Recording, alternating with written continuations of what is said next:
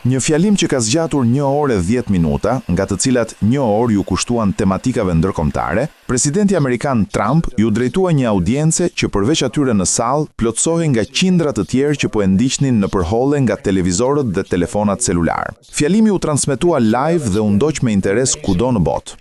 Tema kryesore ishte Groenlanda. Trump e quajti Groenlandën një copë akulli.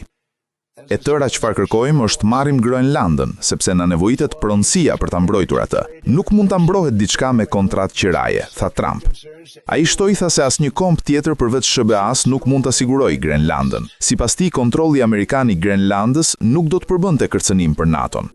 Kjo do të arriste shumë sigurinë e të gjithë aleancës së NATO-s, tha Trump, duke shtuar megjithatë se nuk kishte ndërmend të përdorte forcën. Kjo është ndoshta deklarata më e rëndësishme që kam bërë, sepse njerëzit menduan se do të përdorja forcë. Nuk dua të përdor forcë. Nuk do të përdor forcë. Duke folur për Ukrainën, Trump tha se jemi mjaft afër arritjes së një marrëveshjeje midis presidentit rus Putin dhe Zelenskit. Unë besoj se ata janë në një pikë tani ku mund të bashkohen dhe të arrijnë një marrëveshje. Dhe nëse nuk e bëjnë këtë, jam budallënj. Kjo vlen për të dy. Dhe e di që nuk jam budallënj, por nëse nuk e arrin këtë, jam budallënj.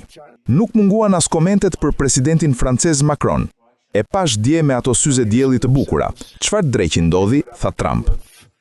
Duke ju referuar çështjeve të brendshme të SBA-s, Trump foli për zvendësimin e kryetarit të Rezervës Federale, Jerome Powell, mandati i cilit përfundon në maj. Të gjithë ata që intervistova janë të shkëlqyer dhe mund të bëjnë një punë fantastike. Problemi është se ata pasi e marrin punën, ndryshojnë, tha Trump. Pas fjalimit të Trump nuk munguan reagimet e menjëhershme. Parlamenti Evropian vendosi të pezullojë punën e tij mbi marrëveshjen tregtare të Bashkimit Evropian me Shtetet e Bashkuara në shenjë proteste ndaj kërcënimeve të Trump. Ndërkohë, zëvendëskryeministria suedeze ka deklaruar se fjalimi i Trumpit nuk ishte i habitshëm në shumë mënyra. Kjo edhe një herë vërteton se BE-ja duhet ta shpërsohet, ka shtuar ajo.